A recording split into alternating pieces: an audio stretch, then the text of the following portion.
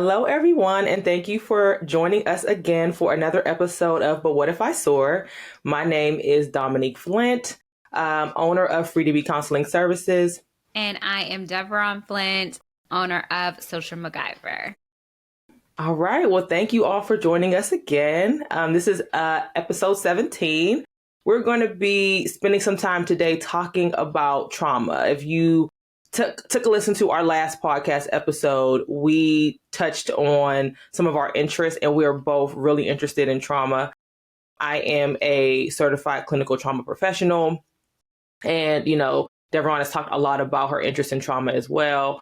And so we thought it would be a good idea to really break down what trauma really is. I think it's somewhat of I don't want to say it's a buzzword, but I think that, we definitely talk about, trauma more so than we ever have. I was talking with one of my colleagues, a new colleague of mine, and I was just kind of introducing myself when I first started.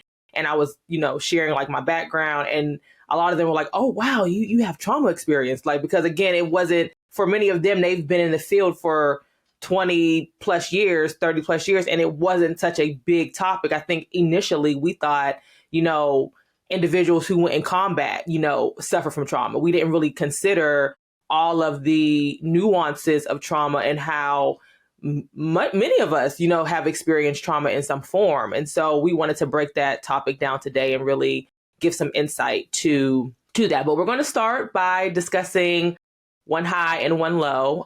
So Deveron, you want to start? Sure. So happy New Year's to everyone, first off. So a high and a low from these last couple of weeks. I will say a high is that I got to spend New Year's with my family, and we did like the spring cleaning. So that's one of the traditions that I got from my mom and my grandmother, is that you bring in the new year with a clean house, and you make sure that you have some type of money in your pocket. You can, all your clothes are washed, no laundry.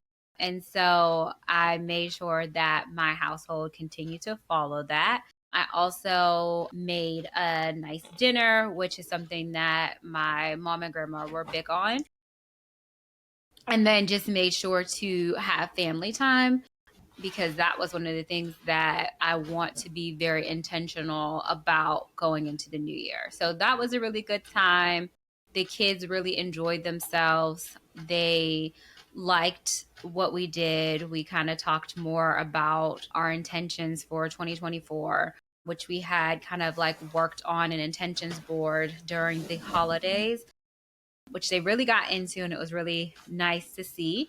And then another high was a part of their intentions board. There was actually a lot of talk about mental health and therapy and processing your emotions. And I was just like so proud to see that, because like I said, when they came into our care, I am pro therapy. I feel like, everyone could use someone who is, unbiased to bounce and just be like a soundboard to them, to help them kind of like, obviously the person, the individual is the driver, but the therapist is really like the passenger and just providing guidance and really helping them pull things out and process it in a healthy manner. And so when the kids first came, they were not too happy about therapy. But it's always good when you can talk to kids and you can hear the things that you have like told them about, or, words of encouragement, knowledge, and things like that. And they, at the time, sometimes when you are a parent or a caregiver, you're not sure if what you're saying is registering, right? But when you have those moments where it's like, yes, like you were listening to me, like it actually got in, right. It's always good. So seeing them talk about furthering their mental health and furthering, processing their emotions and the benefit of therapy, I was just like, okay, like this feels good. It's rubbing off. It's rubbing off. Yeah. And I will say, like, one of the great things about their generation and in our generation as well is the openness of being vulnerable Yeah. and being honest about seeking help and just being like, it's not like this hidden taboo secret, right? Right. And I feel like the more that people express, the different emotions and feelings that they're having and seeking help and their experiences, I feel like it continues to take away that taboo and it allows Yeah. more people to feel like, you know what, this is something that I can do and I don't have to feel shameful about it or, have any type of negative feelings about it. So that was a really good high. A low, I'm trying to think if I had any lows. I would say the lows have been this crazy weather. Man. It's been very unpredictable. And then we in our household, for some reason, all have slowly gotten this cold. And it's not the flu, it's not COVID, but it's just like where you feel like completely drained, but you're not really tired. Like you can not really go to sleep. You don't really have any energy to do anything. And you have like a headache and just like you feel very congested. It's mostly in your face. I had it over last weekend. Then Carmen got it during the week for a few days. And then Brian got it on Friday. And so it's not fun. And obviously, anytime you're not feeling your best and then the kids aren't feeling their best, it's just something that, you have to kind of just go through, especially when you have multiple people in your household. Like if someone gets a cold, you try your best to like isolate them, but like the odds of everyone kind of catching it or most of you guys catching it's gonna happen. So I would say like that was a low, just like not feeling my best and then the kids not feeling their best and like just knowing like you just have to like do your best and make the Yeah. tea and make sure they're hydrated and stuff, but there's not more you can do. So I would say like that was my low. What about you? So high is it's a bitch birthday today. I done made it to 37. So today is my birthday. Good. Thank you. Thank you. So today is my birthday. So that is definitely a high for me. Well, we kept it simple yesterday. We went to a restaurant. There's so many restaurants in Pittsburgh, I will say. Like that's one thing that Pittsburgh definitely has is there's lots to choose from, lots of new things to try.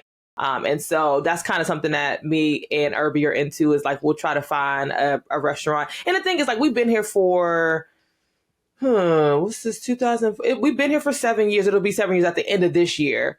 And so while we've been here for a while, I think because we're not from here, everything is still new to us. Like we're still into trying anything, right? So we'll go anywhere, we'll try anything. And so we went to this restaurant. I think it's fairly new. We went to this restaurant. Food was pretty good. And then there is a pop-up museum here, Museum of Illusions. And for the last couple of years, like me and Irby have been into like going to different museums. First, it kind of started off when we went to Nashville a few years ago for our anniversary. There was an African-American music museum in Nashville. It had just opened a few years ago. And we were like, oh, we got to go. And then we went to Charlotte and we went to their like art and cultural area. And so I feel like every time we like go out of town, we want to pick a museum, but there's so many great museums in Pittsburgh that we just haven't really gotten to. And so I want to make that definitely something that we do in 2024 because there's just so many great museums here too. So anyway, that pop-up museum was here. So we did that. It was super fun. It took about an hour to go through. And then after that, there is a new bar that opened up in one of the districts downtown. They're in like their soft opening, so we went there, and it was like the bar is like a space theme. So they had some really nice drinks. The ambiance was like it was quiet and calm, just kind of relaxed. We sat there and talked to the bartender. It was cool. So we did that, and then we went to grab something to eat again before we came home. So it was pretty chill, but I had a good time. It was nice because it's been a while since me and him just have been able to kind of get out and do something together. So that was cool. And then I guess another high for me would be I normally don't do like the whole planner thing, like, trying to keep myself organized. But I I feel like I definitely do intentions, but I don't always kind of track them, like how I'm actually, if I'm looking at what my intentions are, am I looking at, have I been able to measure that I've been able to actually achieve those intentions, right? So if I'm looking at goals for 2024, I haven't always been able to like make sure that I'm actually tracking that I'm doing it. So I got a planner and I like kind of write out everything that I want to do for each week so far. So far, so good. It's been these first 2 weeks have been really good. I've been able to, keep myself kind of accountable to some of the goals that I have. So that's been a high. The only low I will say is reading is like my thing. I really like to read and manage that, but I haven't really been able to dedicate the time. So my goal is to read at least 10 pages a day, but I really haven't been able to do that for whatever reason. So I just kind of got to figure that part out. Like, how am I managing that? Sometimes I try to do it like before my work day starts. That doesn't always work. Sometimes I want to do it before bed. That doesn't always work. Journaling, same thing. I want to journal like 3 times a week for like at least 10 minutes. And that really it's not going as well as I would like. So again, I'm just trying to figure that out. So I would say if anything has been a low, it's probably been that. Just trying to, obviously things make sense in theory, but in practice, sometimes you may have to make some adjustments. So I just need to figure out like what adjustments do I need to make. I do want to be reading something at least every day. I do want to stick to that. Maybe the 10 pages. 10 pages is pretty basic. So I don't really know. I'm not really sure like what's getting in the way of that. I need to try to figure that out. So besides that, everything else has been good, but that has been a low because I have not been able to like, again, it's only been 2 weeks. I need to chill. It's not that big of a deal. I can figure it out, but I've just noticed that's been challenging. So yeah, that's about it for me. That's not a bad low, right? But No, it's it's something not. that you're aware of. It's a goal that you have, and I'm sure you'll figure out what that could look like for you and how you can accomplish it because you're great at planning. So yeah. So we'll see. I just gotta go back to the drawing board and figure that out. But aside from that, everything is been going well. Oh, a high. I guess I do want to say. So I got Savon these mindfulness cards for Christmas. Just again trying to like help him, keep himself calm and like. So they have these animals. So these animals, and they kind of represent like some type of mindfulness activity. And he really likes them. Like at first he didn't really want to do them. I would like have to do them first so he could like see me do them. And like now he's like, let's do a card before bed or let's do a card right now. So like so like one of the cards is a fox and the fox has to put on his fox ears and he has to tell you what he hears. So when he's like rambunctious and I'm trying to talk to him, I'm like, put your fox ears on. I'm trying to talk to you. What do you hear? So like stuff like that it's been really nice to see him kind of take to those mindfulness cards. Cause when I got them, I didn't know if they would be maybe too advanced for him, at this point. Although they do say 3 years plus. So I was like, I don't know. Like, I'm not sure as far as like his attention span, like again, his attention span, we can only do like maybe 1 or 2 and he doesn't even really want to do it in its full capacity, but at least he's doing something. But yeah, so that's been a high because I'm like, I didn't really know, if he would take to it or not, but so far so good. So that's good. That's a good skill to have though. So I'm happy to hear that he is, liking it and trying it out. So right. Yeah. So that's been a high. So we wanted to get into this topic. So again, today's topic is going to be about trauma-informed care, the types of trauma, and really the importance of being a culturally competent and skillful therapist. Because again, not to downplay that other aspects of mental health are not challenging, but trauma is definitely something that we have to be very thoughtful about, mindful about, and with the understanding that, everyone's coming into our experiences with these things that have impacted them. And so, trauma-informed care really allows us to figure out how are we adjusting our lens to see a full person. And so we thought that this would be a really good way to start, our first podcast of the year. So before we start, I just want to, give everyone a trigger warning. We will be discussing some forms of trauma today on today's podcast, and those things could be challenging to listen to. So just wanted to make sure that we advise you all up front and take good care of yourselves. So we wanted to start off with a definition of trauma. So I just recently went to a trauma training. The good thing about this organization that I found is they are a therapeutic center. So they do provide therapy services, but they also provide trainings for clinicians. And a lot of these trainings are free and they're really good trainings, I would say. And so I got this definition from them. Now, there's actually obviously a definition in the DSM-5, but the DSM-5 can be a little, biased in some ways. And so this definition comes from SAMHSA Gaines Center for Behavioral Health and Justice Transformation.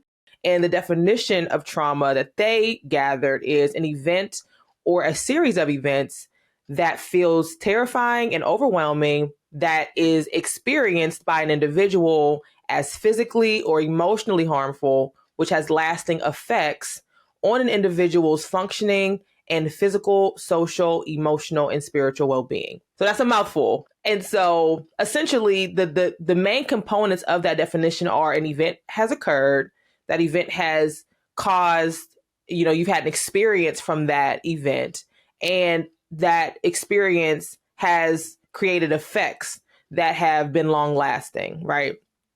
And so trauma is also relative, right? So what may be traumatic for me may not be traumatic for somebody else. So I know in my intakes, I'll oftentimes ask about trauma history, but I will preface that by saying it's really based on what you would say has been impactful for you in your life. So, I lost my grandmother when I was 30, or close to 30. That was traumatic for me, but, for somebody else, it may not be so traumatic. So again, it really depends. It really depends on the person. And so that is an overarching definition. And so we wanted to also kind of talk a little bit about this idea of big T traumas versus little T traumas, because again, everyone does experience trauma, but not to the same degree. And so and that's not in a sense to minimize someone's trauma, but it is in a sense to say that there are different types of traumas that impact us in certain ways. And so Deveron's going to talk a little bit about big T traumas. Yeah, so the big T trauma is going to be defined as a significant event that leaves an individual feeling powerless and lacks control in the world. So again, when we talk about big T traumas and little T traumas, it gives a definition, but again, like Dominique says, that it's all individualized. So whereas Dom could experience a trauma event and I could experience a similar trauma event, but it might impact us differently. Obviously, we both have different experiences prior. And so it could definitely impact us a lot different than the other person. So some of the things that you may experience is feelings of helplessness is a key factor in big trauma. And it extends to feel helpless is far bigger than that of a small trauma. So it's where you literally feel like you lack all control. You feel very helpless. And some people define this as feeling stuck and they're not able to move forward from that event. It is played a very significant impact on their life. Big traumas are also easier to identify, not just by the person who experienced the trauma, but by others who have experienced something similar. And so, when you think about school shootings, when you think about a terrorist attack, things like that, it's a big event that's going to have a significant impact on those who are witnessed it and experienced it. And oftentimes, if you happen to be scrolling on social media or you happen to be looking at your news articles and things like that, and you see it, you will often say wow, that's very traumatic, even if you didn't experience it yourself. So you're able to identify that it's a pretty big experience. Avoidance tends to show up in more ways with big traumas. Trying to avoid different things that might trigger you from that event.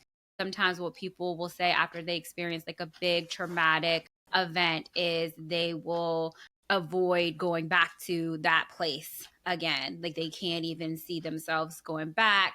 Just the idea of even thinking about it can be where it kind of just like makes them freeze. It brings a lot of different big emotions just thinking about it. Oftentimes, like so a part of my job when I worked for my old EAP was I did critical incidents. And so they range from different things, whether it be a shooting to a robbery, things like that. And oftentimes, what I would hear when someone had experienced like a big T event is, I can't even think about going back to work right now. Like the idea literally just makes me like physically, I have a response to it. Like some people would say, like they feel sick, nauseous, very anxious, on guard. Just even thinking like they have to return back to work. Thinking about like just the scenarios that may present. The other thing that it could be of avoidance is it could be where even if it's not going to that particular site, it could be that things that mirror or make you kind of reflect on what previously happened, you're also avoiding that too. So let's say, for instance, you were involved in a shooting. You may feel yourself avoiding large crowds. You may avoid yourself. So for like some combat veterans, we always talk about 4th of July being a possible trigger because of those loud, fireworks going off and things like that. And so being mindful of that, of someone wanting to like avoid those type of things because it can cause them to be right back into that situation. Even just like people being excited and yelling, if that is something that mirrors that event that you experience, that can be very triggering, and that might be something that you find yourself avoiding. Those who experience big traumas are hyper focused on reducing distress and reducing reminders of that traumatic event. So like I said before, anything that could be, remind them of that event that they have experienced, they tend to try to avoid it because it can bring up a number of different things. So I had a client before who, when he was homeless, he was assaulted very, very horribly. He was knocked unconscious and he ended up in the hospital for several days. He was unconscious. And when he is around certain things, it can be very triggering to him. And he has to kind of practice grounding skills because he literally feels a lack of control very quickly and he goes back to that actual event. And what he told me in session was sometimes he will find himself where he doesn't even physically feel in control of his body, where he'll just go down into like a ball, and he could be like in a group setting or anything like that. And one of the things that he warned me about, because we actually were engaging in group therapy, is that if he does start to kind of like disengage and he kind of like seems like he is going into himself, to not allow anyone to touch him because it can be very triggering and he can lash out. And I've also dealt with veterans in an inpatient setting where I had one veteran who had experienced combat, and he actually warned me prior to doing his assessment that sometimes he disengages and he goes back into that fight or flight. And he said that if I'm asking questions and he is no longer answering, to exit his room, because that means that he is in that state and it could be very dangerous for me or anyone else. So like, for instance, we made sure that he didn't have a roommate because he had night terrors. And again, oftentimes when you're around someone who may be experiencing reenactment of whatever they experience, you tend to want to see like, are you okay? Right? Like you want to check on them. Sometimes you do a physical touch just to see if they're okay.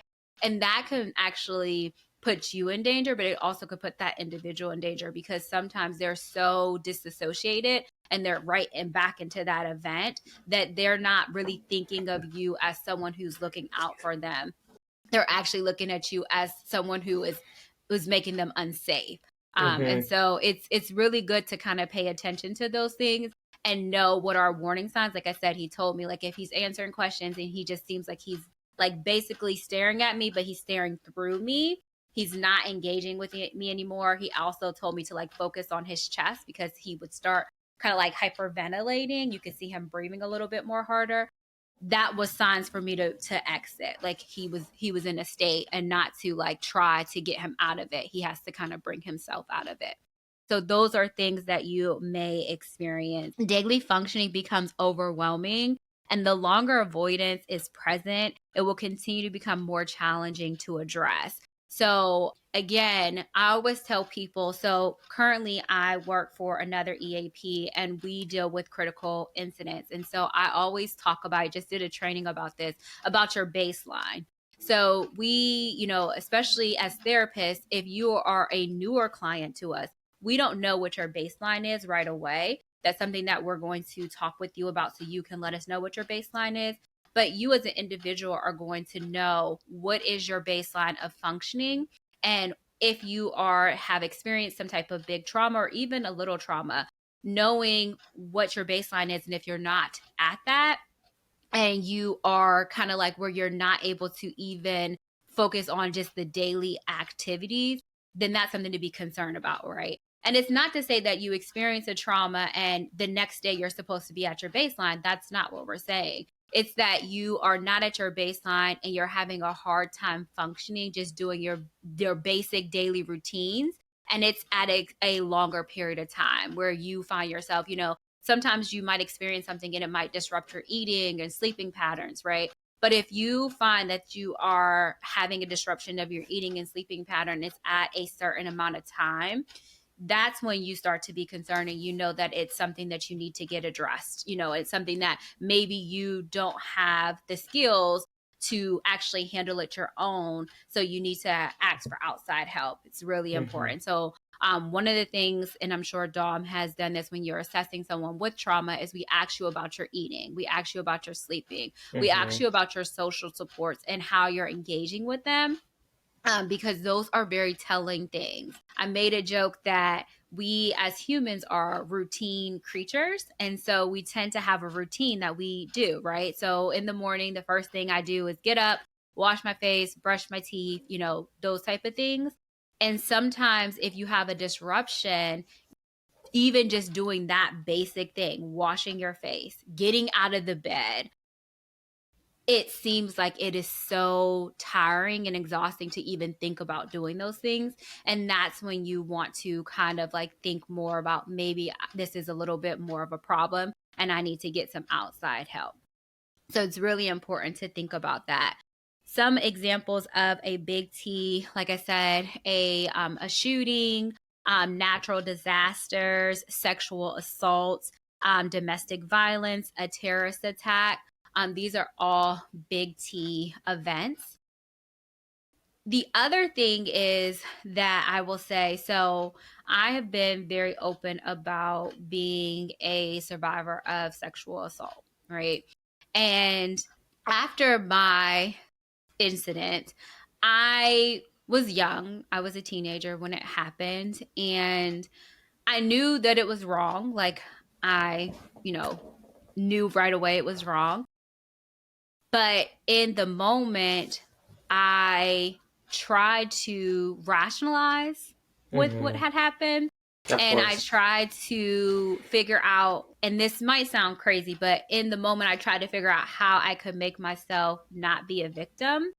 And a part of that was that I had family members who had been sexually assaulted and had shared their story and very vocal about it. And I had witnessed how severely impacted they were by those events. And I was so scared that that would be my reality. And so I really tried to fight against that happening. And so a part of kind of processing, well, really wasn't processing, but a part of kind of like protecting myself was to disassociate it, right? So and again, this is going to sound really crazy, but a part of it was like, okay, what control did you have? And so like trying to make it seem like in the end, I had like made the decision, like it wasn't something that was taken from me, and I can decide how I want to move forward with it. And obviously it was not it was not processing, it was not coping. But at the time, I was young. I didn't want to tell, the adults in my life about it. And so I just kind of disassociated, and I decided that I would like process through it the best way possible. And that was just to act like it didn't happen, or it didn't mean what other people might have thought it meant. And I actually just spoke with a friend. And so I had, obviously, as a female, sadly, in college, I had several incidents where, unwanted attention, took place. And, I did have a couple guys who did not understand the word no. And so I was speaking to a friend the other day, and I realized that as females, sometimes we minimize certain things to not have that label of sexual assault, to not have that label of thinking of ourselves as a victim. And so that is something, a way of disassociating, trying to make something make sense that really and truthfully doesn't make any sense, right? I don't think there's any female, and not to say that only females get sexually assaulted, because that's not true. There are males that I've worked with who have been sexual assault survivors as well. But I think one of the things that is, being someone who has dealt with that, is you try to disassociate of kind of thinking about the event in a different way so that you don't feel like a victim. Because when you are someone who's experienced sexual assault, you feel like someone has basically taken control from you. And it's really hard of a struggle to process that loss of control, because you are not sure how you get it back. And so for me, I'm someone who really does well with control. I feel like with every traumatic event that I've experienced, I have really had this sense of illusion that I was in control. And so when I feel like that control has been taken from me, I do not know how to function. It wasn't until more recently, when I had a car accident, that it kind of sent me spiraling. That I had a great therapist who was like, made me sit with that. Like, so you're not in control. How does that make you feel? And I was like, what do you mean I'm not in control? Like, what? I don't know how to process this. Like, girl, I cannot said, what? Control, yeah. Girl, I am in control. What you talking about? I was like, no, I am like, but it was it was also freeing. I mean, it is very freeing. Sessions to process through. But as someone who had experienced, trauma since a child, that illusion of control was like my protector, right? Like, it was like, something I kept close to the chest. So that idea that I didn't have as much control as I thought, that was hard. That it was hard. That was hard. So yeah. So, it's one of those things that I think is, again, speaking from someone who was sexually assaulted, you try to make sense. And I will say the other thing that makes you want to make sense of it is that as society, we do not treat those who have experienced sexual assault with regard, with empathy, with understanding.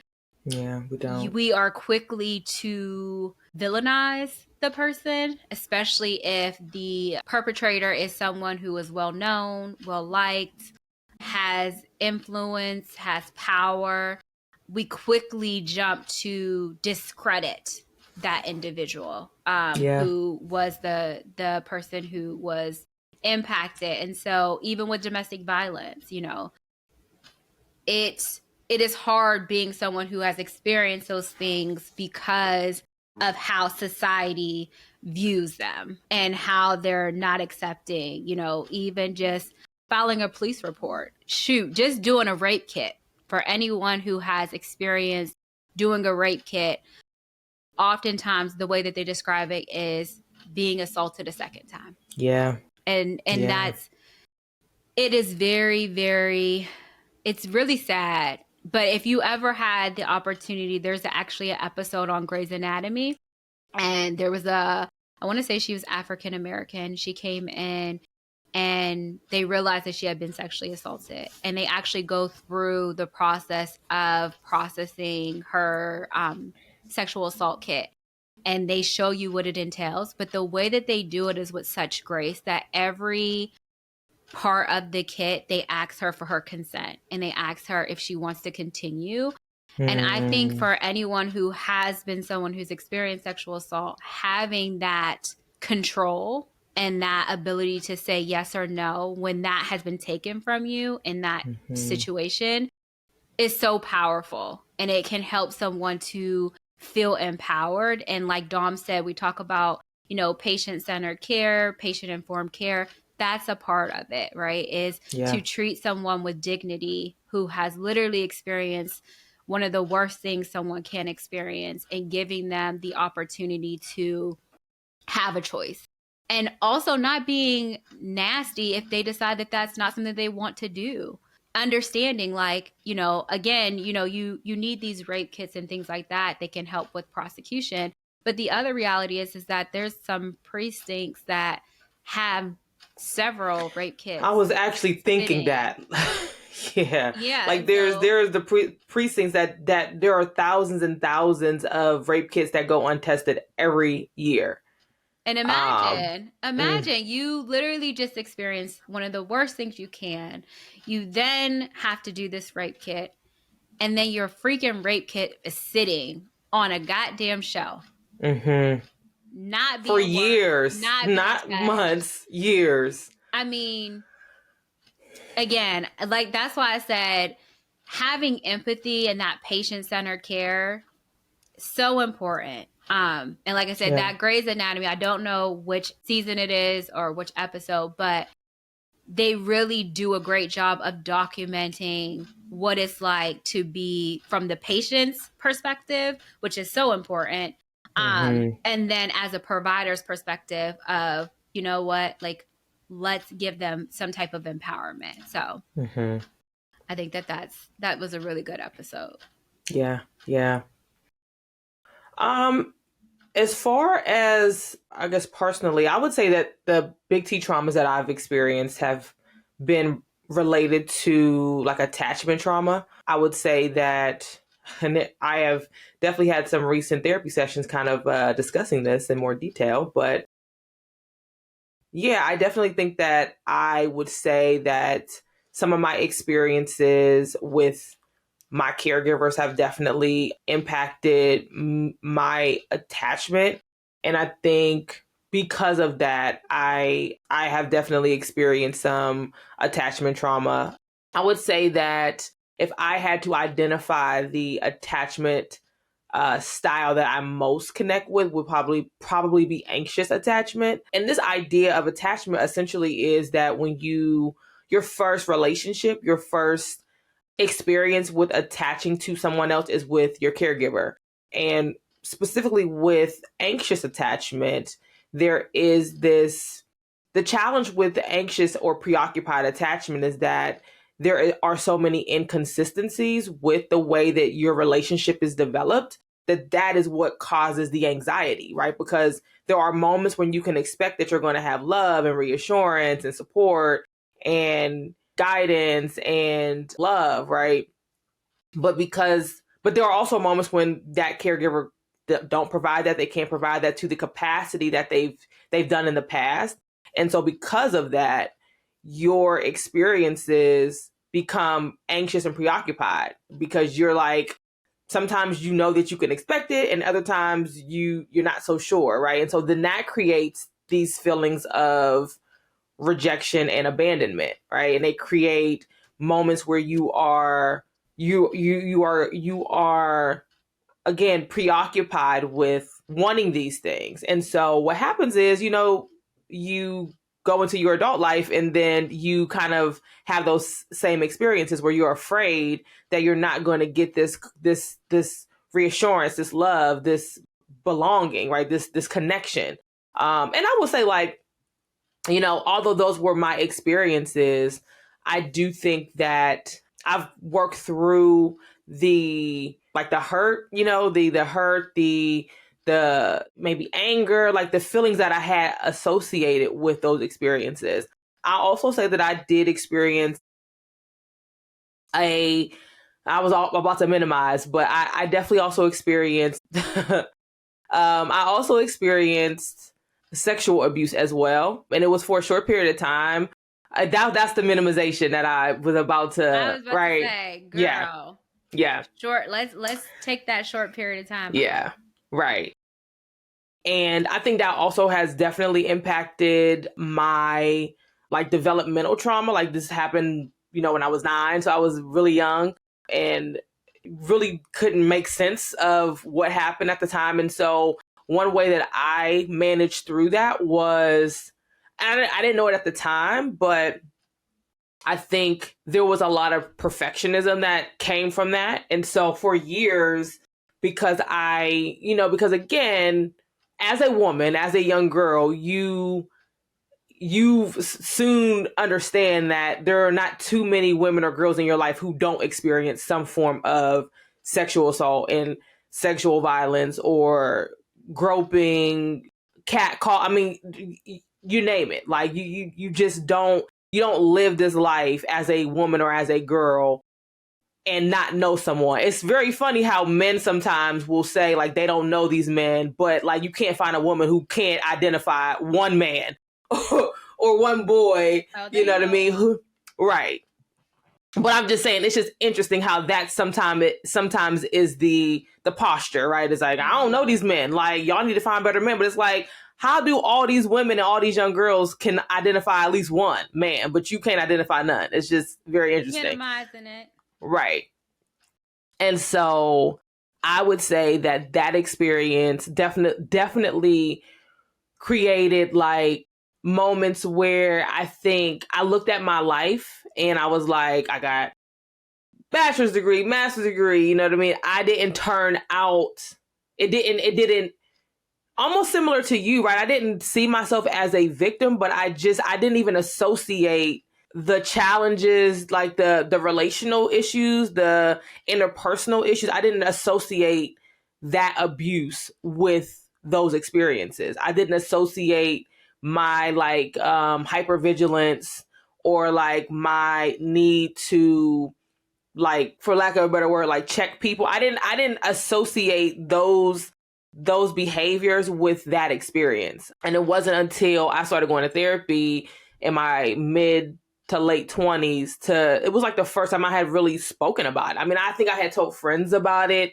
here and there, and as a family, like, we didn't talk about it. For a short period of time there was some conversations with like my mom, but like, I think, now I understand that while it was my experience, I directly experienced it. I also believe that my mom did too. I think that, it had to be very difficult to know that this was something that I had experienced, and, you can protect your kid from it. You know what I mean? Like, you didn't protect your kid from it. That's one thing that parents want to do. Like, they want to protect their kids from these experiences, and she didn't. You know what I mean? So I'm quite sure now that I understand some of the lack of conversation was probably fuck. Like, I like, how did this happen? Like, how did I let this happen? You know what I mean? And so, and again, like, she wasn't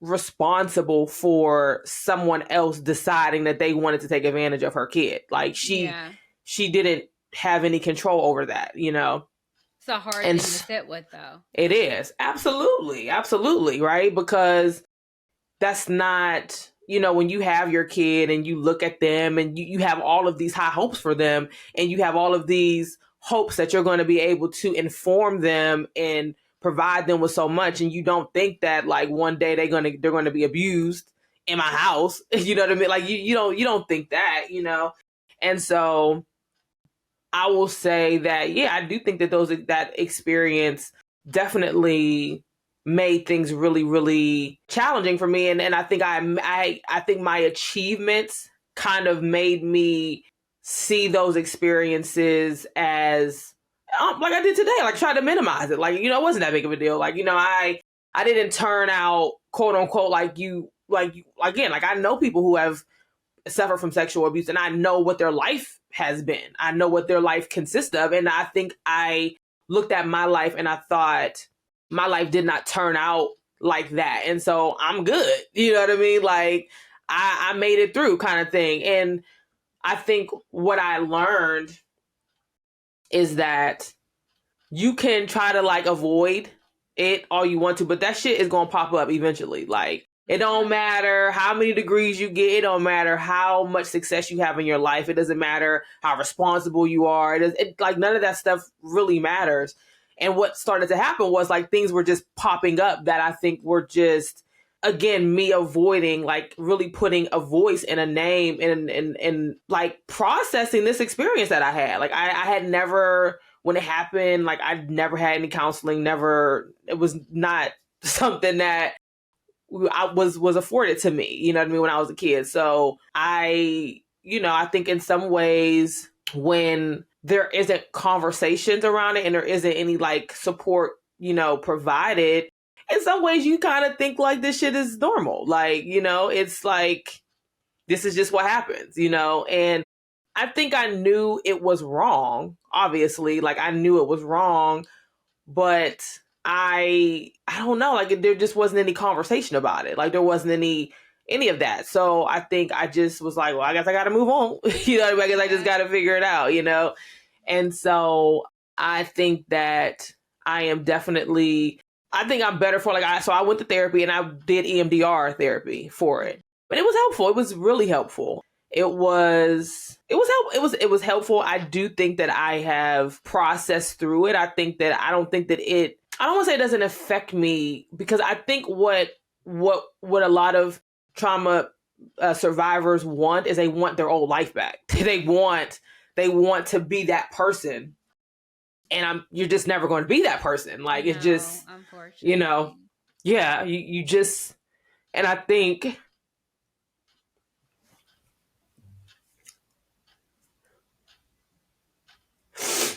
that has been the hardest thing, is just accepting that this is who I am. I didn't expect to cry. No, but it's okay. It's okay. No, but look, you are sharing something that is not easy, and first of all, I commend you for being so vulnerable and so brave to speak up on something that should not have happened to you, but did. Right. And like you said, you wish that these things do not happen, right? And they do.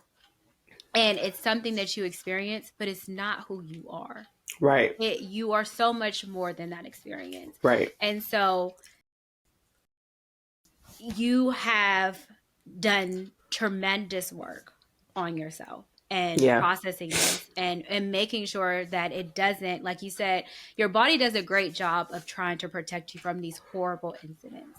Yeah. And they trick you. It tricks you. It tricks you and it gives you what you need at that time. And sometimes that incident is so traumatic and it's so debilitating that the only thing your body can do is push it down and avoid it.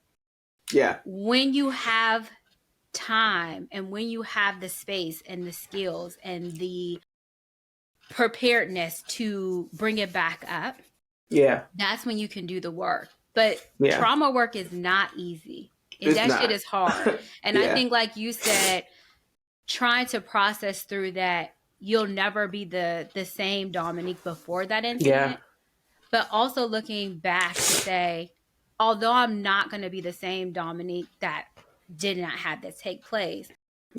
Look at who Dominique is. Right. Yeah. You are a survivor. And that's one of the things I constantly tell people when you do experience any type of trauma.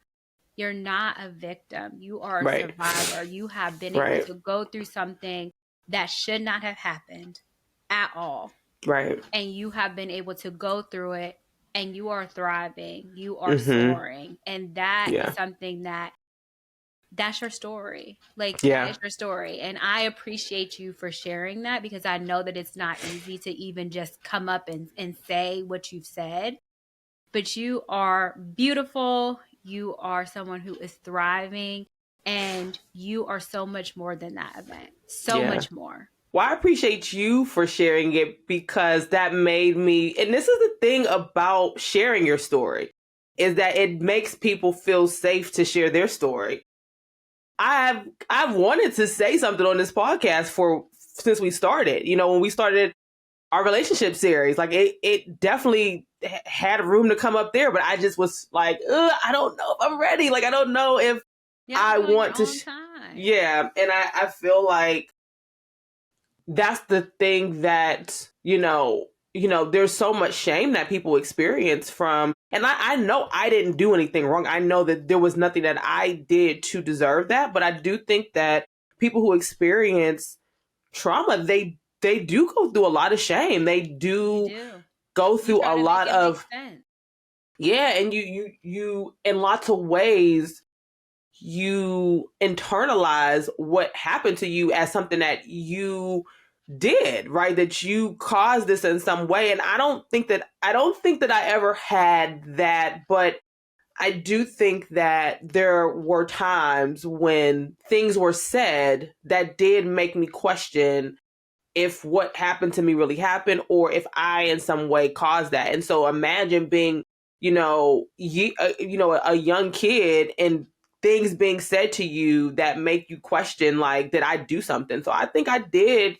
I think there are times when I did, feel like, well, maybe it didn't happen the way I thought it happened, or maybe I did cause it, like, and so I think what made me tear up was like people want to be that old person again. And I think what they really want is they just wish that thing did not happen to them, right? They just wish, I mean, because I think you're right that while we want to be that old person, because you had those experiences, unfortunately, you can never be that old person again.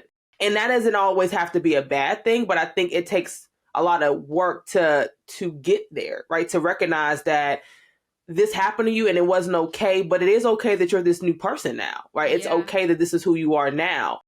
That Um, part. That yeah, that part.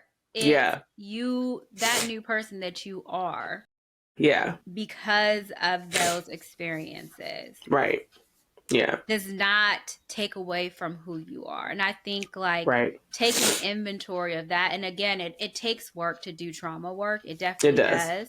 Yeah, Um, but knowing that you are not this broken thing, you are not yeah, someone who has to be treated with kid gloves. You are not yeah, someone who is walking around and has fragile stickers all over them. right. I think finding ways to find your power Mm-hmm. is so important. And I Yeah, think, I think society plays a major role in that and how we demonize survivors. yeah, Um, I think that definitely does. And even, even well-meaning things, when we tell kids, oh, she's fast, or look at how she is, look how she's dressed, and she's welcoming those things and things like that. That also plays a role in how you process these type of events, it because you does. still have those thoughts and those words hurt, words have a significant impact, and so you still have all of those things. Or even knowing that you also may have had certain thoughts, right? Where you Mm-hmm. have experienced someone who, before you had that experience, where you will say, maybe you knew the person who was the aggressor, who was the perpetrator, and you are Yeah, trying to find some way to make it make sense. And so you are looking at the person who was actually assaulted and trying to find some way of to make them be wrong in the situation. We all have done mm-hmm. it in one way or another. And I think Yeah, that also plays into how survivors view themselves, because we yeah, for view sure. ourselves through different lenses. And one of the lenses is how society norms are. And Yeah. society norms are you put yourself. I mean, look at the survivors from Cosby. Why were you in that Mm-hmm. room? I Right. don't Why give a you waiting god. 30 years? All these things, Exactly, as if it would have exactly. mattered if she would have said it on day one. Like It's it's so. but so quickly, even with domestic violence, well, why did you stay with him? Why did you stay with her? Why did you go back? Right. What did you do? You antagonize them and you just Mm-hmm. don't listen and things like that. People, again, and it's not to villainize them, because I think that it's so many different layers, but Right. the way that people who have experienced these things, I think the most important thing is to find ways to empower yourself. And we all know, I know, like I said, I have family members who have been sexually assaulted. And my mom was someone who was sexually assaulted. And one of the things that she was hyper focused on kids and what you wore. My mom was real big about us not going and sitting on males' laps, whether they were family or not family. My mom was very big about who gave baths. She was so hyper focused because she was sexually assaulted by a family member. So she Mm-hmm. was so hyper focused on that happening that she literally, that was a lens that she saw. Everything was a potential red flag, to even Yeah. the kids going to the bathroom at a public restaurant. Like, no, she has to go with them. Mm-hmm. Even when we would like have cheerleading and stuff, you could not go out in them little shorts. You could not go out in a sports bra, because that welcomed eyes that shouldn't be looking at you. But a part of that too was, it was victim blaming too, because Oh, for it sure. was, Yeah. you can't wear that because you're welcoming unwanted attention. Well, he shouldn't be looking at me like that. I don't give a Right. damn what I got on. If I Right. say no, no should mean no. You know, And let's be honest, these men will look at you with sweatpants and a sweatshirt on. They don't care. girl. If an assault and if a rapist want to rape, they gonna rape. It don't matter what. It Exactly. don't matter the barrier. They gonna find a way to do what they gonna And do. they're gonna have any excuse of why they did it. They don't care if Exactly. you in a freaking head to toe covered garment. If they want to rape you, they're going to rape you. It's Yep. something within them that they want to do. But again, my mom was someone who was a survivor, and she still, her processing of it was to look at you as an individual. Again, that sense of control, that false sense of Yep. control. You have to do everything right to make sure that you are not someone who experiences this. And even when my mom passed, I never shared with my mom about my sexual assault. Never Mm. once told her. It was something that I had told my husband about early on, and I had told a couple of people. I did write about it in my chapter in my book, which took a lot. But I never disclosed it to my mom because it would have destroyed her. It would have destroyed her, because she Yeah. had already blamed so many of my experiences on her addiction. Yeah. And I did have a sister who was sexually assaulted as well. And I remember my mom was really, really impacted by that. It I'm sent her sure. spiraling. And so I feel like if I would have told her, she would not have known what to do. Yeah. So I never shared that with her. But I do think that sharing your story, and like you said, unfortunately, even within your girl group of friends, Yeah. it's horrible, but it's not uncommon for you to share a story and someone have some type of sexual assault story that they have experienced. And sometimes that is coded in minimizing, sometimes it's coded in disassociating, sometimes it's coded in oh, well, because it wasn't a full on rape, that it wasn't rape. And it's like, no, Mm-hmm. you said no, and that wasn't respected. You didn't give Yeah. someone permission to do that, and they took advantage of you. But Mm-hmm. it's a very common story. And I will say, after sharing it, I've had several women in my life who have shared sexual assault stories, and Mm-hmm. it's more common than you would think. Absolutely. Sadly. It is. And I remember like after that, like when I didn't know it at the time, but when I went through trauma therapy and I started to like think about and look at my behaviors, we used to wear sweatpants all the time. I was very quiet.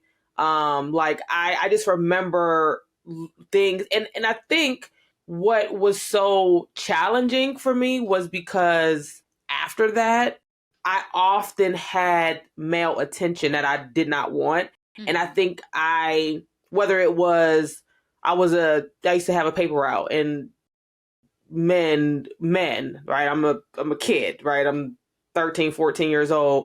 Follow me home, say stuff like, I wish you were my paper girl. And I'm like literally a girl, that you're a grown man.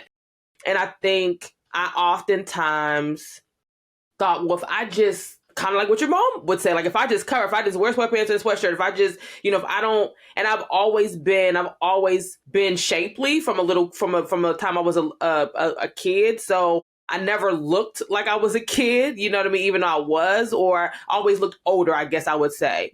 And I always just thought like if I just cover up, if I just, but like the reality is like, it's only so much covering up you could do. Like, that's not the answer to that's not the answer or the solution to someone who doesn't understand that their behavior is inappropriate. Like Exactly. and I know that we live in this world where we want to protect people, but there's a fine line between, again, trying to keep people safe and victim blaming, right? Like I can make decisions that are going to keep me safe. Maybe they might keep me safe. Maybe, you know what I mean? Like, but we live in a world where we live in a rape culture society that doesn't make the people, I won't even say men, because anyone can engage. I mean, if you hear the number of stories of grown men who talk about their babysitters who, introduce them to sex, they don't even consider it rape. You know what I mean? Exactly. Because we live in such a society that tells men, this is what you want. You want to have this kind of attention. Yep. When introducing young boys to sex early is why we kind of have this happening right now as well, right? We've normalized this experience for young boys and men, and they don't even see this as a problem. They don't see this as an issue. And so I definitely look back, and I think I tried to mask my body in so many ways that didn't protect me anyway, because I still ended up receiving unwanted attention that I didn't ask for. You know what I mean? So I definitely think that I fell into that for a long time, just thinking like if I just cover up, if I just, keep my head down and I don't engage, then I'll be okay. And that just, it just didn't happen. I mean, eventually I got comfortable with my body and got comfortable with myself in a way, but I think because I was taking charge of that, you know what I mean? Like I was in the driver's seat of that. Like no one was forcing that on me, and so yeah, I definitely think that we try to find ways to keep ourselves safe, and the reality is it doesn't always keep us safe. And that's the scariest part about living in this world and having experiences of trauma, right? Because it does change you, and not only does it change you, but it makes you angry. It makes you furious, like that you have to now adjust your life to an act or acts that you didn't ask for. You know what I mean? So It I definitely, opens your yeah, eyes to know, and one of the things they talk about with these big T traumas is yeah, that we all as humans have these core beliefs, and the one of the things about trauma is it really challenges those core beliefs. And one of the yeah, core beliefs that we have is that we live in a just society, and yeah, that if you are good things happen to you. If you put certain things in place, you can protect yourself. And so when you have these traumatic events in like a big T, it shakes those core beliefs. And that's why people have such a difficult time functioning after that, yeah, because it literally rocks you to your core that yeah, we're literally walking around with real life monsters in the yeah, world. And sometimes they are your neighbor, sometimes they're a family member, sometimes they are a friend. They're not always a stranger. And when you have to digest that, you have mm, to admit that to yourself. Um, how do you process that? How do you not look out into the world and see nothing but landmines and, and things that are hazardous? How do you live your life knowing these things, knowing yeah, that you now have a new lens of how you view things? And I think like that is one of the things that you work with in therapy when you are dealing with trauma is that although you have this new lens, you also have to see the good. You can't just, it can't be all Yeah. bad, but it Right. also can't be all good. Like, we can't pretend like these things are not happening. Yeah. And that's why you have a lot of parents who are now trying to work on consent with their younger kids, like their boys, Yeah. and, you know, and really putting the responsibility onto the male. We're putting the responsibility on a female too, because like I said, sexual assaults do happen Yep. with the males as well. Mm-hmm. And so, you know, consent, and what does consent look like? You know, if someone is literally under the influence and they are in and out of consciousness, they cannot consent to you They doing can't. anything to them. Right. And not just protecting that person, but protecting yourself, to not put yourself in a situation where, you know, you have done something questionable. But I think like one of the things that trauma work does is, again, not that new lens that you have, because we can't erase these experiences. They are now a part of your existence. Mm-hmm. They also do not have it where you're literally looking at everything as a possible landmine. And we know that, again, that disassociation, the you know, triggering and needing to be like grounding and things like that, it's where, you know, like a veteran could be driving a car, and if they have experienced like an IED and things like that, it could be triggering for them to see garbage on the side of the road, because sometimes that could be where they have hidden an IED. Mm-hmm. Again, loud crowds, things like that. And so you are now hyper vigilant, and you Yeah. can't be in that state. Adrenaline serves you for the moment, but having adrenaline stay within your body, you can't function with that, You can't. right? Yeah. And so we try to get people to process that, but I think like that's one of the things that you would do if you have experienced something like this, is that trauma work of adjusting that new lens to have that balance, Yeah. to where you're not seeing everything as a potential hazard. Because Yeah. if you're looking at everything as being all bad, who wants to live in that type of state? You Yeah. can't function in that where you become literally like, just like, I can't move, frozen, Mm-hmm. because everything is a possible threat. So I will say like that's one of the things that trauma therapy will do, is to help adjust your lens so you can Mm-hmm. still be alert, because you still need that sense of empowerment, Right. but where you're not so on guard and Yeah. everything is, you know, potentially going to kill you. Right. Right. Exactly. All right. So let's get to small T traumas. So, and thank you for creating this space and making it safe. I appreciate it. I really do. So, small T traumas are situations that exceed our capacity to cope and cause a disruption in emotional functioning. And these situations are not life or bodily integrity threatening, but they do still create some feelings of helplessness. And so here are some of the things that I want you all listeners to consider when you're thinking of small T traumas. So the first thing is that these experiences tend to be overlooked because some, like I just did, right, may see our reaction to it as an overreaction that is out of step with the nature of the experience, right? So if something, happens to you, like maybe you had a friendship breakup, right? People may not want you or may not validate that experience was challenging, and your reaction to that experience, they may see that as, again, out of step with the natural reaction to an experience like that. It may not be your big T trauma, but interpersonal conflict or conflict with a friend can still be considered traumatic, right? And so that's the first thing. And also, sometimes therapists overlook these situations, right? They overlook the ways in which their clients or their patients are describing or sharing an experience that they may not consider a quote unquote big enough traumatic event, right?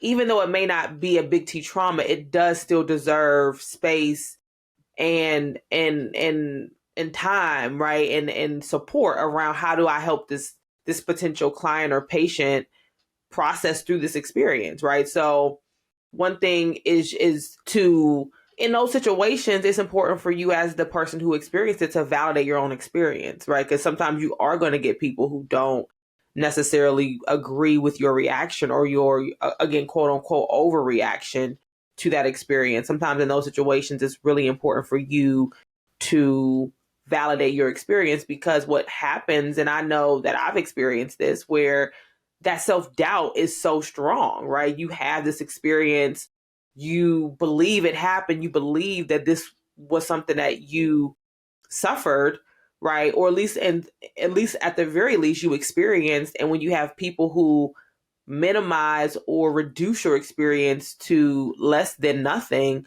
it can make you question, okay, I know that I had this experience. I know that this is how it made me feel. I know this is how I've reacted as a result, but other people are telling me that I shouldn't be, right? So there's this self-trust that we have to have within ourselves that, we don't necessarily need someone to co-sign the shit that we've experienced. That sometimes that we can just believe that that was our experience, and other people don't.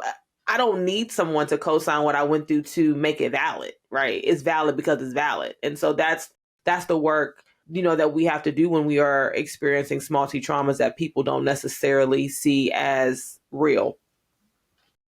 The next one is what can also be overlooked is what can happen if one experiences several small T traumas in a short amount of time. So we think about someone who might have experienced like multiple losses, right? Deveron has talked so much about these multiple losses that she's experienced in her life.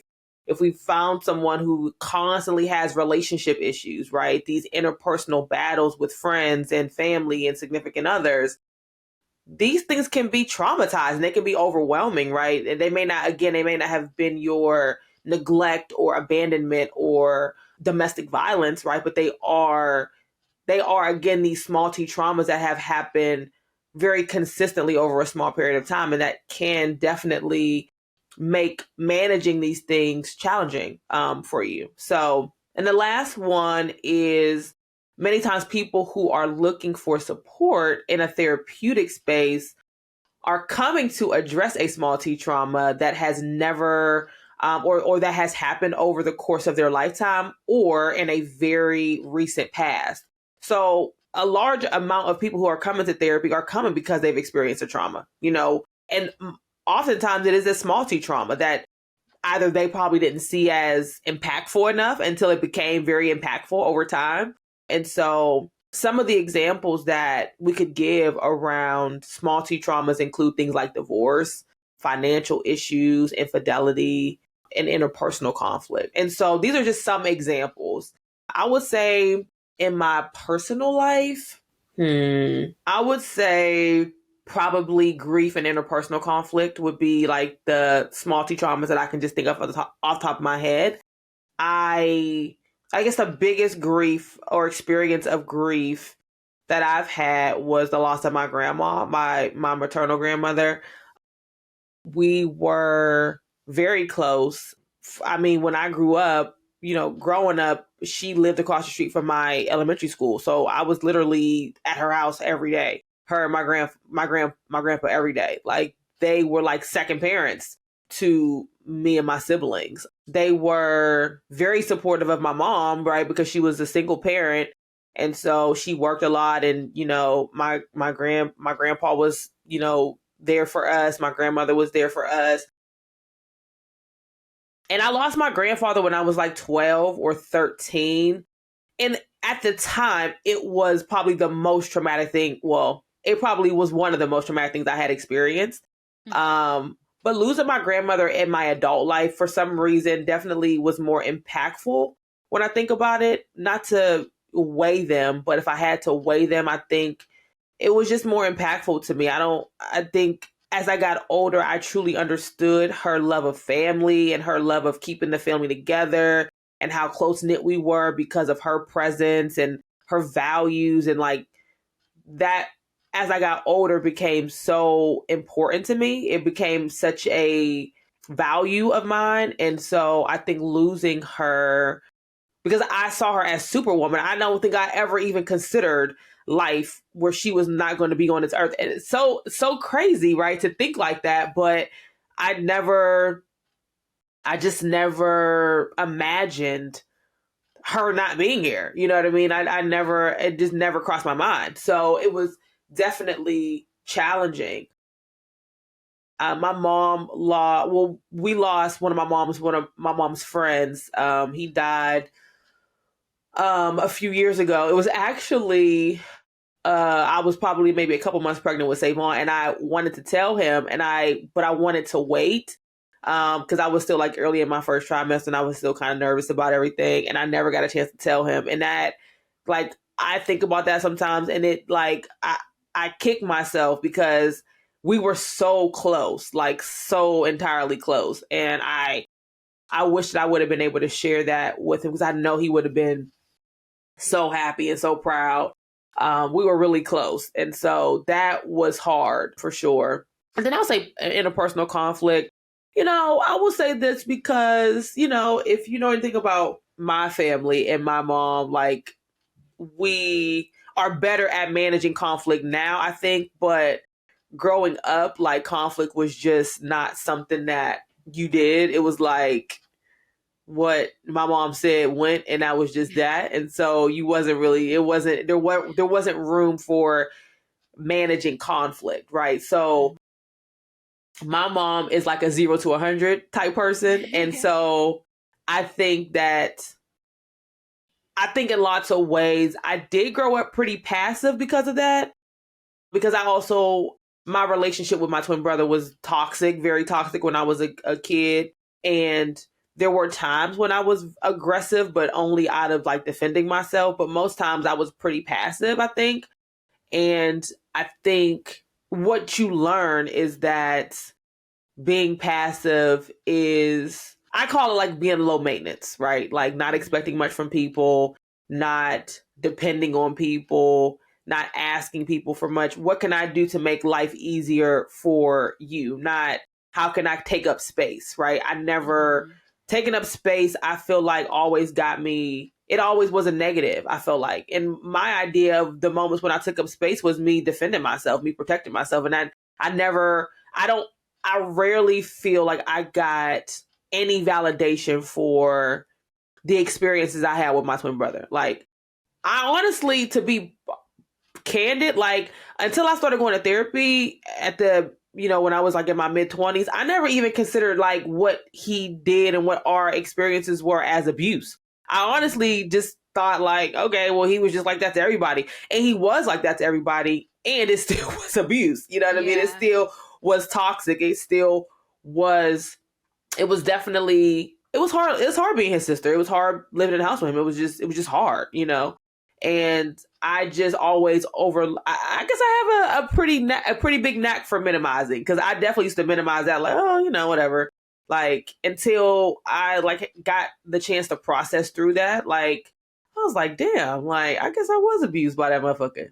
I guess there was some abuse there. I guess it wasn't as normal, you know what I mean, as we think, and I think those situations definitely made me more passive. And then I think, though, as I got older, and I had a really close friend who I met in college who was like the epitome of like the kind of woman I wanted to be. Like, she was assertive and sure of herself, and just like, she just had this aura about her that was just like, she just knew that she was confident, and I don't know, there was just something about her. And I definitely feel like my relationship with her definitely helped me to see the importance of being assertive. And so I think I kind of took that on, but I think I kind of took it a little too far, the assertiveness stuff,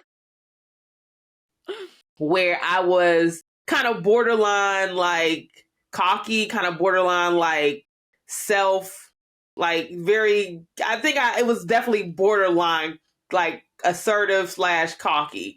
And so I think I could have like toned that down a little bit.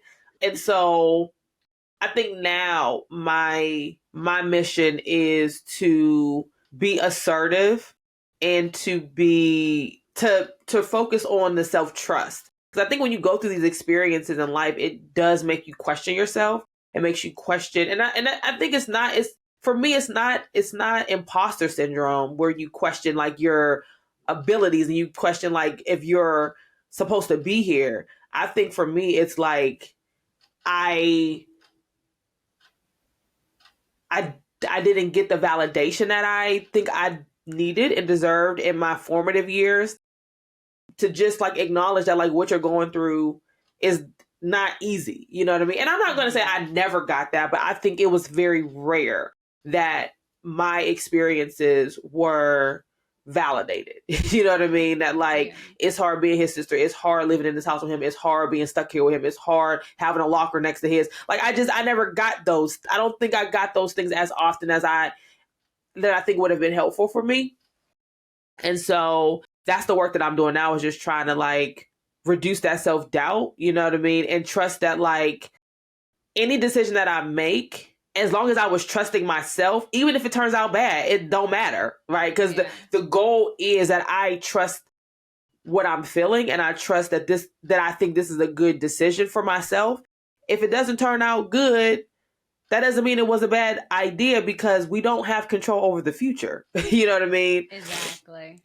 We only have control over, yeah, right. You only have control over the choices that you make. And whatever happens outside of that could be divine, could be, your story is already written and you don't know that that decision isn't going to pan out the way that it does, but it doesn't mean that you don't make that choice, because it's one that you believe is worth choosing. And that's the work that I feel like I'm committed to now, is just trusting myself, trusting that, trusting my feelings, trusting that if something is making me feel a certain way, that I need to talk about it. I need to be honest about it. I need to maybe dig a little bit and see why I'm feeling that way. But that's the work that I'm trying to do to combat the interpersonal conflict, because I think that it has definitely impacted my life. It definitely has. And again, I've experienced lots of moments of interpersonal conflict that I think I just wrote off as like, oh, that's just life. And while it is just life, sometimes it does still deserve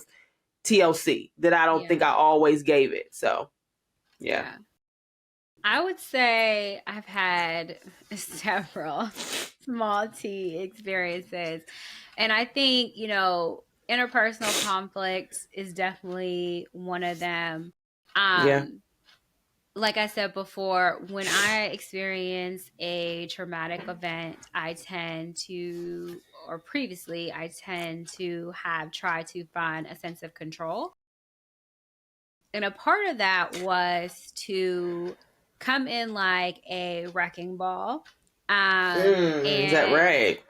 Yes. And my mouth can be, it's really has, I have done a lot of work to correct that and to, handle things with a little bit more grace. But previously, my mouth was horrible. Like I could literally, girl, you ain't got to tell me.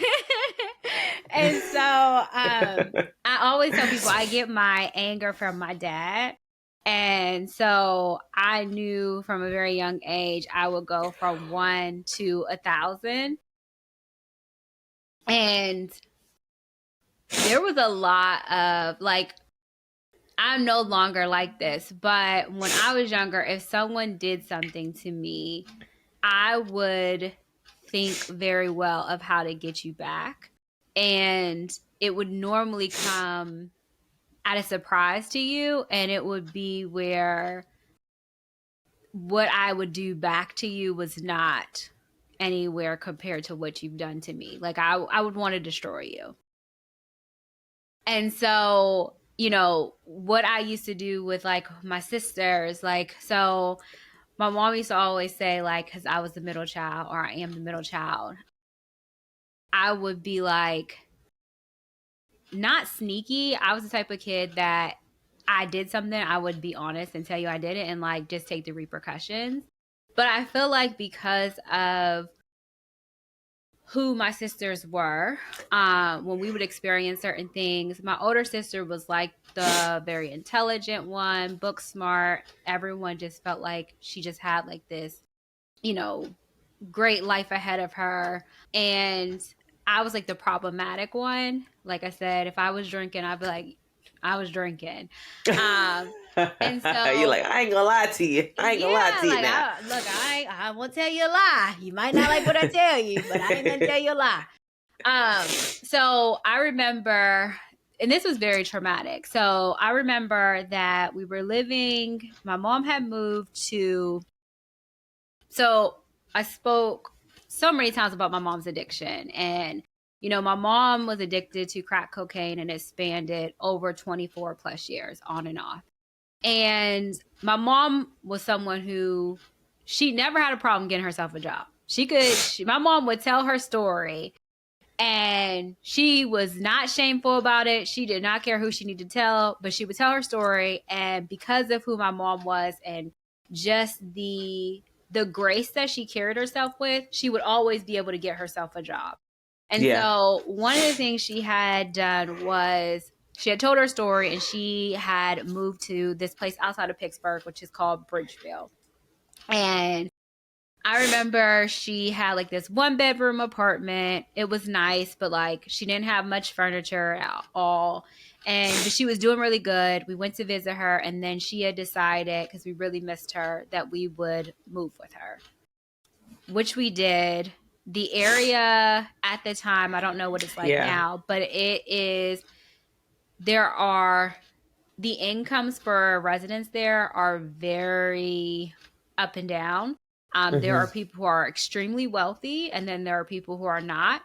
And obviously, we were not. We were living in a 1-bedroom apartment with myself and my 2 sisters and my mom. We did not have much furniture. And the school was where some kids were driving to school in BMWs and Mercedes. We didn't have a car. And I was used to living in a town where it wasn't so up and down. There also was a good mixture of races. Like where I went to school, it wasn't like the blacks all hung together and the whites all hung together. It was like, you know, if you were cool, you were cool. But at that school, there was a big racial issue. And there was a low amount of minorities and there was a lot of racism. And so I had a couple of experiences there that were pretty traumatic. Like I was first called a spick at that high school and I didn't even know what that was. And this is someone who had spent some time in Florida living with my father and my stepmother. And even in living in Florida in the Panhandle area, I had never been called anything that wasn't my name. Wow. And even in the neighborhood that we lived in, my stepmom is white and my dad is black. I still didn't have like racial things. My mom had talked about it and we were not, naive about it, but it was just like, if I thought I was going to experience racism, it would have been down south. Yeah. But no, I was introduced to racism in well, people don't get that. What they say about Pennsylvania is like you got Pittsburgh on one side, Philly on one side, and Alabama or Mississippi or fill in the blank in the middle. You know, so yeah. Yes. But so I experienced, there was like a race riot while I was there. But also during my high school year, I had come across my older sister's diary. And in her diary, she had basically detailed plans to harm us. Okay. I had taken her diary and I thought I was just going to find like some, juicy stuff. Yeah. And I locked myself in the bathroom and I had never seen my sister so angry. And like my sister also has my dad's anger, but she literally was like trying to break down the door to like, it was like scary. And we ended up having to call 911 and she was hospitalized. And it was the first time she was diagnosed. And I remember feeling guilt. I'm sure. Because I loved my sister. She was like this everything I wanted to be. I was constantly, growing up was constantly compared to her, and like she was here and I was like not even going to reach, there. So when I like had reported what I found, it was just like I had kind of like abandoned her. And I remember her being hospitalized because she had to be 302. And that was the first time I was ever introduced to mental health. Like I said, my mom had been in recovery, so I've been to like rehabs and things like that, but I had never been introduced to the mental health aspect of things. Yeah. And having to go and see her in the hospital, medicated, them, trying to adjust her meds and things like that. It was a lot. It was very traumatic. I'm And sure. my mom trying to do the best for her, but we never really, and my mom did try to get us like in touch with counseling, but it was more so focusing on her substance abuse. Yeah. And I will say like that was a struggle because that was the introduction to my sister and her mental health concerns.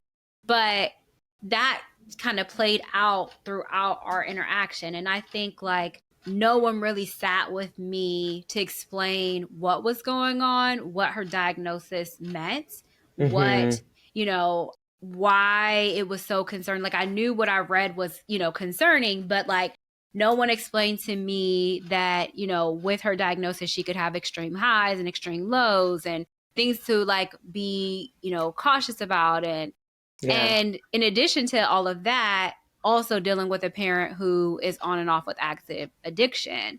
And so it really created a challenge for me. And I think a way of reacting to that was I was just like, I'm going to do whatever the hell I want to do. Like, life is so crazy, no one's really giving me any instruction on how to deal with these things that are happening. And again, that idea of control was so important to me. And so I kind of like bucked at the system. Like, okay, if life is going to continue to throw these crazy scenarios at me, I am just going to wing it. Like, I'm going to figure out what this is going to look like for me.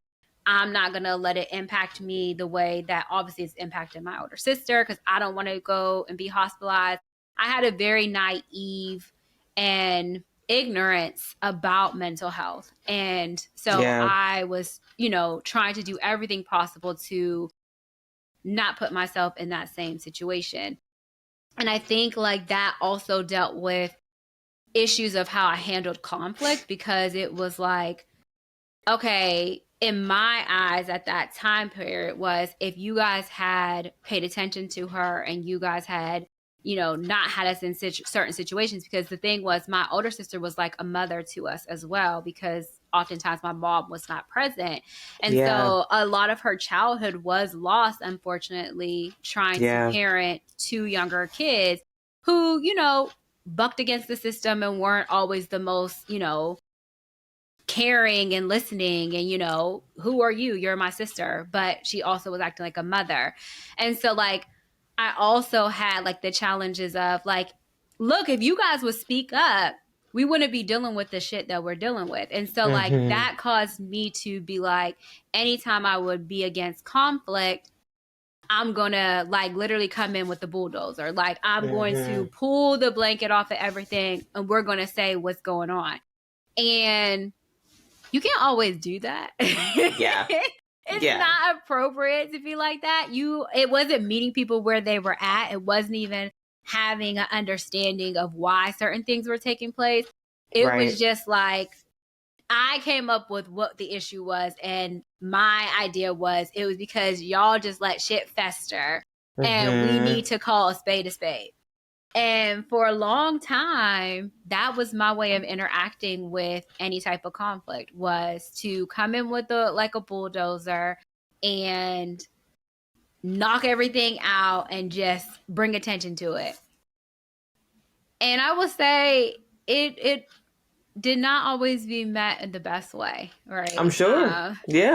So like that's a way that I would say interpersonal conflict has happened. I have since gotten better with that and knowing like sometimes you do not need to have a wrecking ball. Sometimes you need to have like a little hammer, and literally like a kid's hammer, and that's okay too. Like that would do the job. But that was a way of me having offensive control. Mm-hmm. And then also, the grief. Like, I was raised by my grandmother and my aunt, my uncle, and my grandfather when my mom was actively in her addiction. So they all helped parent us. And I was in college when I lost my grandmother. And I just remember that was such a significant loss because it was like losing your mother. And it was to the point, even when I went to her service, before her service, we had where you could go and like, view the body and things like that. Yeah. I couldn't even view it, like, because it was too real. Like it made it real to me. Yeah. And I just wasn't ready to see her like that. And my grandmother, like your grandmother, was like a powerhouse. Like my grandmother moved to Sharon with her 3 kids after being in 2 previous abusive relationships. She didn't have, a college degree. She worked at McCarr, really pulled herself up, had a house. Her house was beautiful, always clean, which was very different from like living with someone who was actively in their addiction. My grandmother like was a crafter, like literally she would literally go to this store and get like, this is back then when you could have like an outfit that she would like. She would go and get the patterns, and then she would literally be able to make anything. Like she was great with her hands. Food was a wonderful. She was just like, there was nothing that I didn't think my grandmother could do. And so although I know that she had gotten fragile, like she had arthritis in her hands really bad, so she wasn't able to sew and things like that. But like even my cousins, like to this day, will tell stories of she would still be trying to do stuff. Like we'd be like, Mita, sit down. Like, right. Why are you like? My cousin tells a funny story about like she was supposed to come with her boyfriend to watch my grandmother, and she came in and there was wine all over the floor. And it was because my grandma was trying to make like a cheese dish and wine. Meanwhile, my cousin was still in high school, okay? Like she was not an adult. But right. My grandma was so used to like entertaining and things like that. Like she was just like a powerhouse. And so like losing her was so difficult because it was like this strong woman, this powerhouse of a woman who literally had saved me and my siblings, from so many different experiences, had given us a different way of living with my mom. It was just so difficult to lose her. Yeah. And I honestly thought that would be the worst loss that I had ever experienced. And then I lost my mom. And that like took the fucking cake. Like that was like, what the hell? And I actually just listened to a podcast with Melissa Ford, and she was talking about her mom with Angie Martinez. Yeah. And the way that she describes this it was perfect. Was perfect. And I was like, that is it. Like when you lose your mother, you become this person, a part of this club that no one wants to be in. And it doesn't matter at what age you lose your mom, you always need your mom. Like that is your guiding light. That is your connection to everyone else. And losing it is like you are no longer tethered to society. And so, it's such a major loss. And now I find myself, I have my stepmother who is literally, my mom would tell you if she was still here, that is my mom as well. And now I find myself on pins and needles of if something were to happen to her, I honestly don't know how it would function. And it might even be compared to a big T event because she literally is just everything to me. Like she's everything. And so now when she's sick, I get concerns. When my stepmom just says crazy stuff, and like sometimes she'll say stuff and I'm just like, you can't leave me. Like what are you talking about? But like, Right. just having those, that's the thing about multiple griefs, especially when they have been back to back and they've been unexpected. Sometimes we start looking at other people and we start thinking about their life expectancy and what it would be like if they leave, and you try Yeah. to like prepare yourself in a sense, but you really aren't preparing yourself because there's just no preparing. But I do notice that with these griefs is that I start to look at other people and think about their life expectancy and what that would be like if they were no longer here. And it brings a sense of, like I said before about the big T stuff, it changes the way that your lens is of Mm-hmm. viewing things as like we all have an end date. Yeah. And that is Scary. hard to sit with.